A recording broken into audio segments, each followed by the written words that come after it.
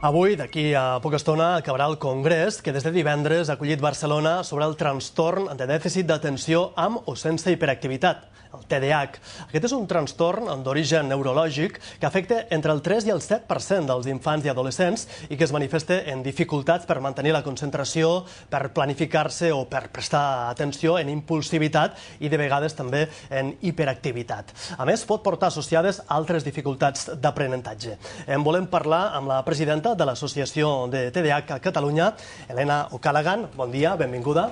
Bon dia, gràcies. Dèiem que queda molt poca estona ja de congrés, la cloenda és d'aquí a poc. Com està funcionant? Fantàsticament bé. Ha superat les expectatives amb escreix. No pel nombre d'inscripcions, sinó per la qualitat de les ponències, la participació i la implicació de la gent i dels infants que han vingut, que això era una prova pilot, era una incògnita. Estàvem tots a l'expectativa a veure com aniria i ha estat perfecte. Del TDAH s'ha dit moltíssimes coses, hi ha molts mites, s'ha dit que si era una moda, que si hi havia una medicalització innecessària, que si molts d'aquests nens eren nens simplement moguts. Ara jo crec que hi ha bibliografia, investigació feta que permet parlar-ne allò amb coneixement de causa. A mi el que m'ha sorprès són les xifres, els percentatges de nens i adolescents no diagnosticats. Sí, són altíssims. A veure, realment és un dels trastorns des del punt de vista, diguéssim, psiquiàtrics més estudiats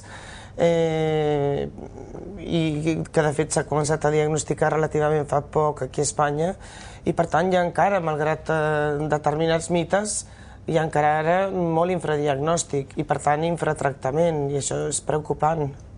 Quin percentatge de nois i d'adolescents que pateixen un trastorn d'aquest tipus no estan diagnosticats? A veure, jo no porto estudis epidemiològics ni estadístics, no? Però que n'hi ha. A veure, això t'ho diuen els que estan, diguéssim, treballant en investigació, amb tot això, i que treballen amb xifres, diguéssim, rigoroses.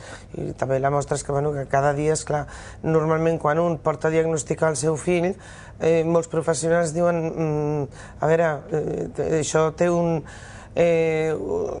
són causes d'origen genètic, però té un component hereditari molt important. Per tant, normalment al darrere d'un infant amb TDAH acostuma a haver-hi antecedents familiars, o un pare o una mare. Hi ha un estudi que s'ha presentat al congrés que estan fent de la Fundació Vall d'Hebron, Institut de Recerca, que assegura que més del 20% dels escolars catalans tenen alguna dificultat d'aprenentatge, no TDAH, però si hi ha alguna dificultat, i que el 90% no estan diagnosticats. És una barbaritat. Que el 90%... El 90% no estan diagnosticats d'aquests nois que pateixen algun trastorn. Sí, clar.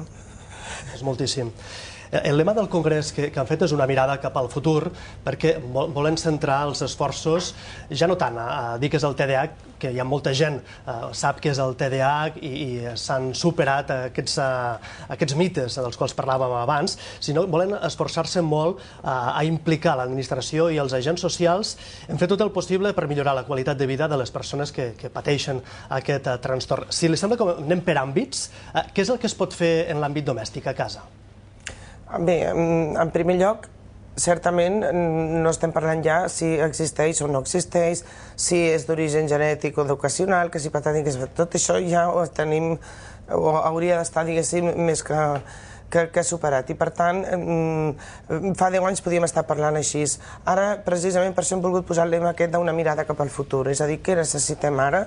Necessitem, diguéssim, la implicació de tots els agents socials i educatius que estan al voltant de les persones afectades i principalment dels nens, perquè els nens d'avui són els adults de demà, no? Bé, a l'escola, a la casa, m'has preguntat. A casa és fonamental. La llar és la primera referència emocional de l'infant i, per tant, abans he dit que al darrere d'un infant amb TDAH hi pot haver segurament un pare o una mare amb TDAH, i com tots dos siguin impulsius, aquí tenim ja el pollastre assegurat. Per tant, és les famílies que han de fer informar-se en primera instància i formar-se i entrenar-se. I entrenar-se per què? Entrenar-se, doncs, en primera instància, per poder ajudar el seu fill. I en segona, per poder-se ajudar ells mateixos. A vegades ens passa que els pares i mares perden tant la vida per ajudar els seus fills que se n'obliden d'ajudar-se amb ells mateixos, i des de les associacions sempre diem el mateix: si tu no estàs bé, tu no pots ajudar el teu fill. Per tant, hem de mantenir aquests pares i mares sencers, serens, equilibrats, i això és molt difícil amb l'impacte que suposa el TDAH a la família, i en segona instància donar-li, diguéssim, estratègies i recursos per manegar els efectes negatius del trastorn i minimitzar-los al màxim, minimitzar al màxim la sintomatologia, perquè això és el principal factor de protecció en l'evolució d'un TDAH. A l'escola, perquè dèiem abans, parlàvem de percentatges d'entre el 3 i el 7% de la població infantil que pateix aquest trastorn. Això, si ho anem a mirar, és un nen per aula. Sí, potser una mica més. No sé si és un 1,5 o un 75, potser una miqueta més, sí. Vol dir que els mestres han d'estar molt atents. L'escola d'avui està preparada?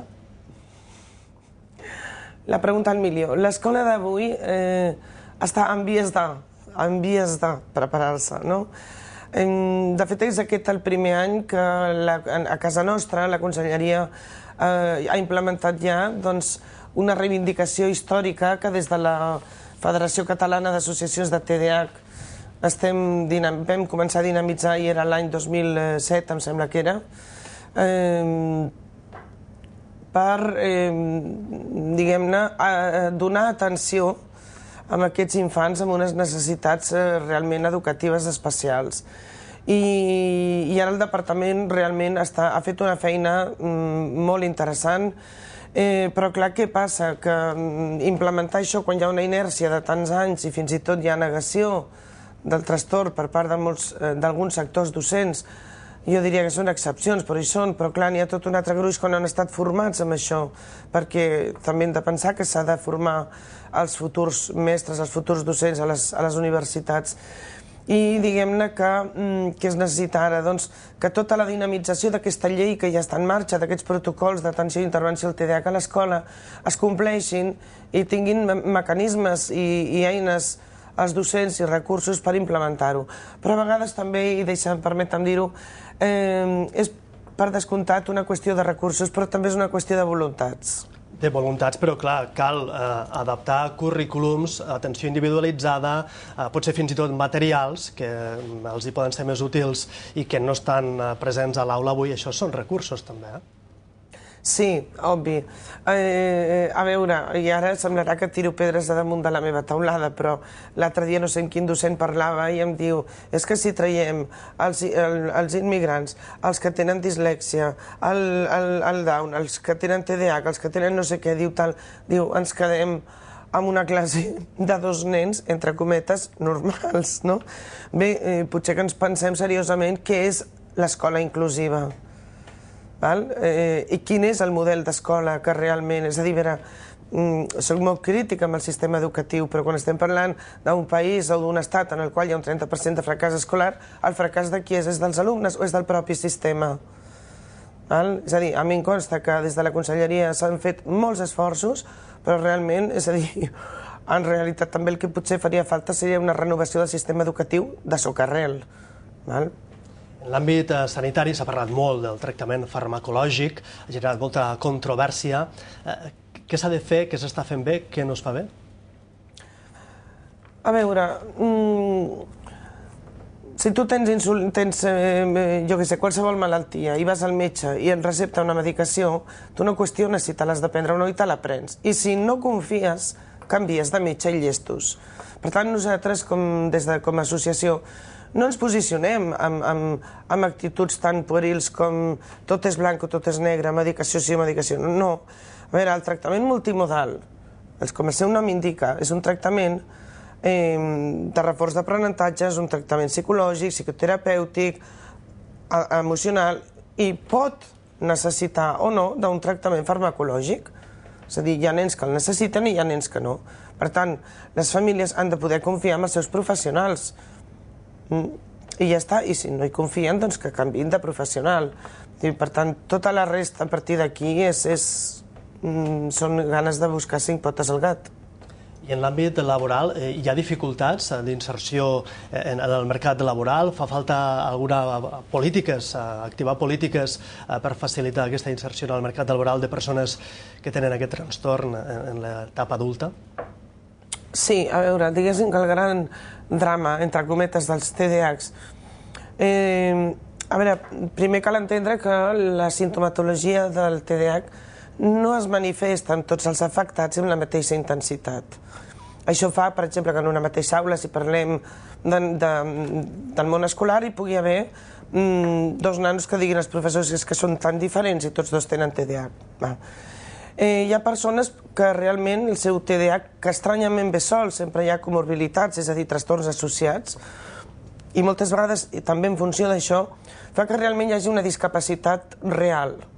Hi ha altres casos que en l'època d'infants, amb ajuda escolar, amb un tractament multimodal adequat, aquesta criatura aprengui a compensar i, per tant, el dia de demà no tingui cap problema en inserir-se en el món laboral com una persona més.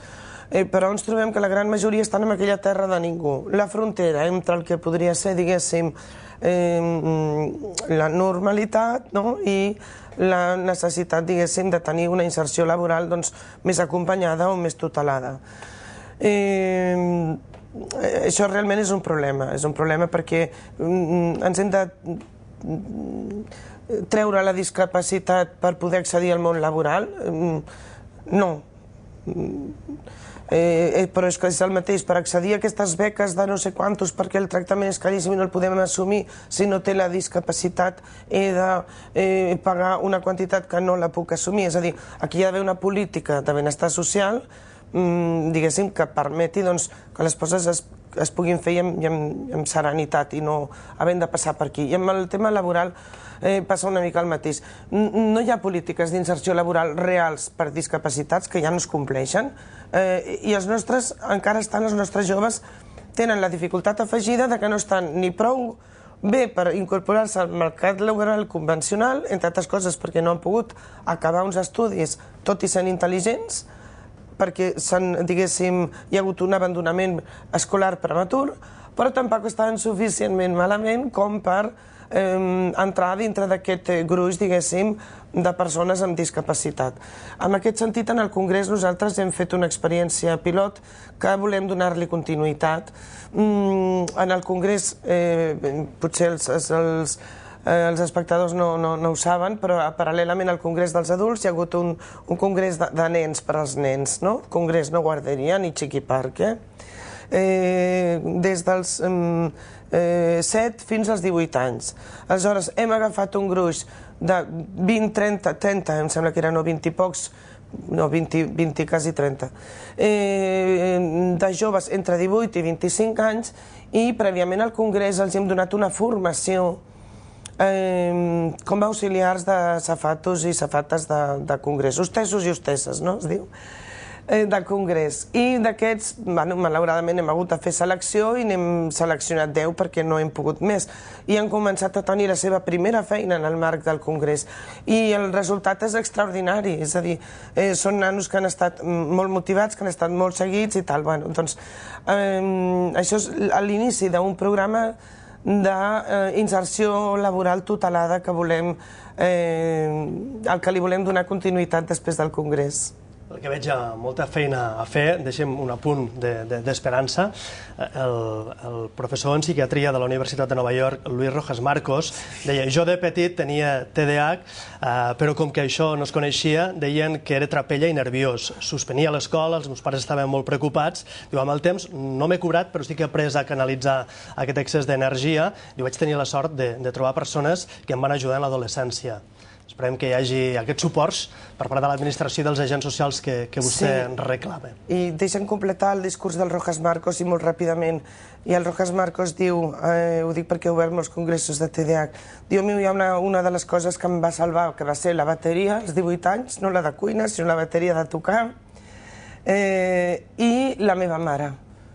La meva mare que sempre va creure en mi. I des d'aquí voldria llançar aquest missatge esperançador. Pares i mares hem de tenir creences positives cap als nostres fills perquè és la millor manera d'ajudar-los. Molt bé, que tinguin una molt bona cloenda d'aquí molt poca estona d'aquest congrés. Moltíssimes gràcies. Doncs nosaltres ara anem